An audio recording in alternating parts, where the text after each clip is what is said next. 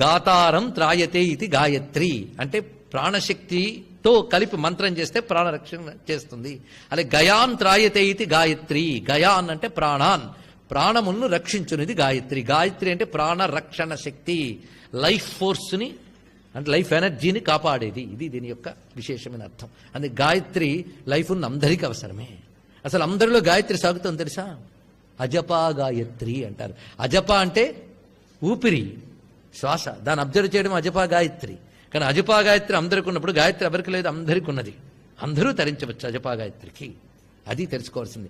అయితే ఉపనయన సంస్కారం పొందినటువంటి వాడు వాళ్ళ నాన్న అగ్నిహోత్రం దగ్గర చెవులో అంతవరకు కర్మ చేసిన పూజారి కూడా కలగజేసుకోకూడదు. అప్పుడు తండ్రే చెప్పాలి.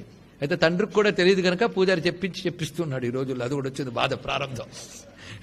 కొడుక్కి ఉపదేశం చేయడానికి ముందు కొన్ని నెలలో లేదా సంవత్సరాల నుంచో కొన్ని లక్షలు జపం చేయాలి తండ్రి.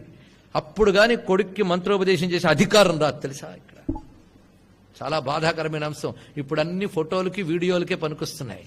ఇంక దేనికి లేవు. మా పిల్లాడు గొడుగు చేసామని వీడియో చూపిస్తారు. సంధ్యావందనం చేస్తున్నాడంటే లేదు, మరి వీడియో మిగిలింది, సంధ్యావందనం లేదు. అది కర్మ. అన్నీ అలాగే. పెళ్లిళ్ళు కూడా అలాగే అవుతున్నాయి. పెళ్లిళ్ళు వీడియోలు మిగులుతున్నాయి, కాపురాలు పోతున్నాయి అన్నీ. ఇవన్నీ కూడా ఎందువల్ల? అశాస్త్ర విహితం గౌరవం అన్నీ. ఆ మధ్య ఒక సంఘటన, నేను ఒక మహాకవి అయిన రెడ్డి గారు కలిసి ఒకరింటికి వెళ్లాల్సి వచ్చింది. ఆ ఇంట్లో ఉపనయనం. నా మానాన్ని నేను వెళ్ళాను, ఆయన మానాన్ని ఆయన వచ్చారు. ఇద్దరం కూడబరకు వెళ్ళలేదు, వెళ్ళే కలిసాం. ఉపనయనం కదా అని వెళ్ళాం. అతడు చేత నమస్కారం చేయించారు. ఉభయులకి నమస్కారం చేశాడు. వటు పాద నమస్కారం. ఏం చేస్తాం, అయిపోయింది. ఇక్కడ నా దగ్గరకు వచ్చే ప్రవర చెప్పున ఆయన అంటే దిక్కులు చూస్తున్నాడు. ఇప్పుడే ఫ్రెష్గా ఒడిగేంది కనుక తెలియదేమో అనుకుని తండ్రిని అన్నాం, కొంచెం చెప్పించండి ప్రవరని. ఆ పక్కన రెడ్డి గారు ఉంటున్నారు, ఆయన నవేం అడగకండి తెలియదని. ఎంత కీర్తి సంపాదించాడో అనిపించింది. అలా ఉన్నది, మరి ఏం చేస్తాం?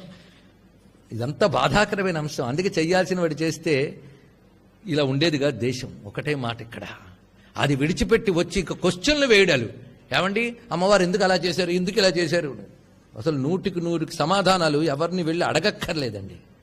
మనం అమ్మవారికి నమస్కారం చేసుకుని కూర్చొని జపం చేసుకుంటే ఆవిడ అన్ని సందేహాలకి భంజనం చేస్తుంది. నిస్సంశయ సంశయజ్ఞి. ఇంకా సందేహం లేదు. వీడిని వాడిని అడగడం ఎందుకు? ఎలాగండి? ఒకవేళ నీకు కావాల్సి వస్తే అమ్మ ఎవరి ద్వారా చెప్పిస్తుంది కూడా. అలాంటి సంఘటనలు ఎన్నో.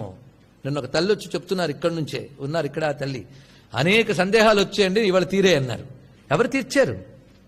ఆవిడ. ఇక్కడ చెప్పేది ఒట్టు ఉపాధే, ఏం లేదు ఇక్కడ. ఉందనుకుంటే అంత అసలు లేదు, పలికిస్తున్నది ఒకటి ఉంది.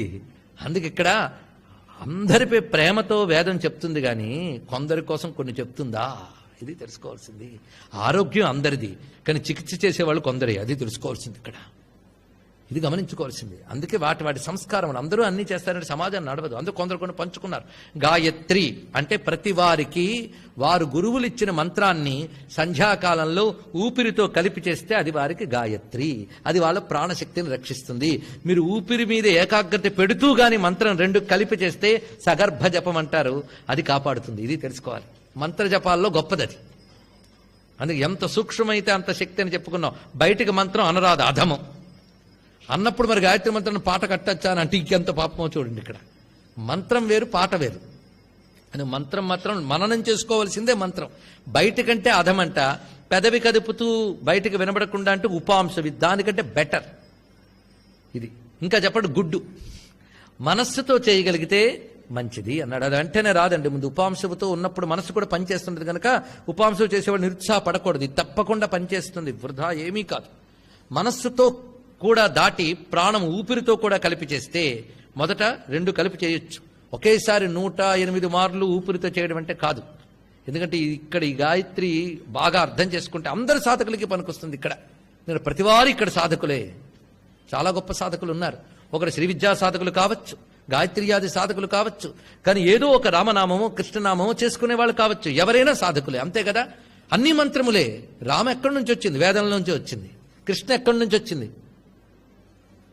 మీరు ఒక్కటి జపము, మంత్రము, దేవత అని పేరు పెట్టాలంటే వేదములో వచ్చిన వాటికే ఈ పేరు చెల్లుతుంది. వేదములో లేకుండా కొత్త పేరు, కొత్త రూపం, కొత్త దేవుడు వచ్చాడంటే అది దేవుడు కాదు, మంత్రము కాదు, అది మనం బాగు చెయ్యదు. అది డబడబ డబ్బా సప్పుడే. గుర్తుపెట్టుకోండి. ఇక్కడ శాస్త్రం. ఈ మాట ఎవరు చెప్పారు? త్రయీ వేద్యం హృద్యం అన్నారు శంకరులు. వేదము చేత ప్రతిపాదింపబడేవాడే.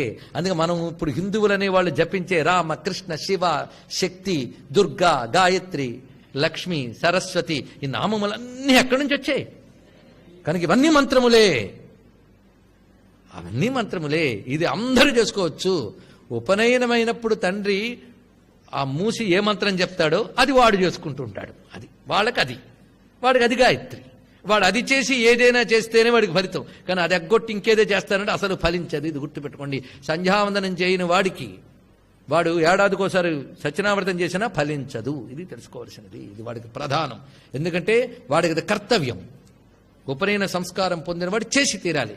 మిగిలిన వాళ్ళు చెయ్యకపోతే తప్పేమీ లేదు.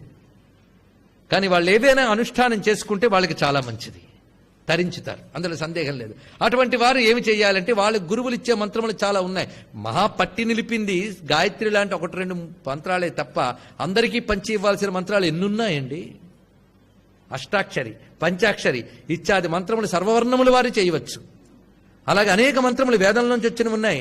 శ్రీ విద్యాదులకు కూడా సర్వవర్ణముల వారికి అధికారం ఉన్నది. కానీ వారికి సంస్కారం చేయాలి. సంస్కారం చేసిన తర్వాత వాళ్ళకి ఇదివరకంతా ఒక జన్మ, గురువు దగ్గర మంత్రం పుచ్చుకుని సంస్కారం పుచ్చుక 2వ జన్మ, అది ద్విజ సంస్కారం పొందిన వాళ్ళు. అప్పుడు వాళ్ళ ఆ మంత్రాన్ని సాధన చేస్తూ ఉంటే అది వాళ్ళకి గాయత్రి. ఇది తెలిసినది. కనుక గాయత్రి అనేది ప్రతి వారికి ఉపదేశింపబడ్డ మంత్రాన్ని సంధ్యాకాలంలో ప్రాణశక్తితో కలిపి చేస్తే వారికి అది గాయత్రి అయి వారిని రక్షిస్తుంది. ఉపనయన సంస్కారం పొందిన వారు మాత్రం త్రిపదగా ఏ గాయత్రిని అక్కడ మంత్రంగా పొందారో దాన్ని యావజ్జీవం మరణ పర్యంతం జపించవలసినదే. బ్రహ్మ విద్య దొరికింది కనుక సంధ్యావందనం మానేస్తానంటే వాడు బుద్ధి 2 కలిసి నరకంలో పడతాయి. అహరహ సంధ్యాముపాసీత వేదమాత చెప్తున్నది. ఇక్కడ చేయాల్సిందే. కేవలం సన్యాసికి అతనికి ప్రణవం మాత్రం ఇచ్చి అక్కడ దానికి పెద్ద ప్రక్రియ ఉందనుకోండి. గృహస్థాశ్రమంలో కూర్చుని 4 ఉపనిషత్తులు చెప్పి చదివి ఇవన్నీ అక్కర్లేదనేవాడు మనకు అక్కర్లేదు. గుర్తుపెట్టుకోండి. ఇక్కడ నిత్య నైమిత్తిక కర్మను మాత్రం ఎప్పుడూ మానరాదు. నిత్య కర్మ గాయత్రి, ఇది చాలా ప్రధానం.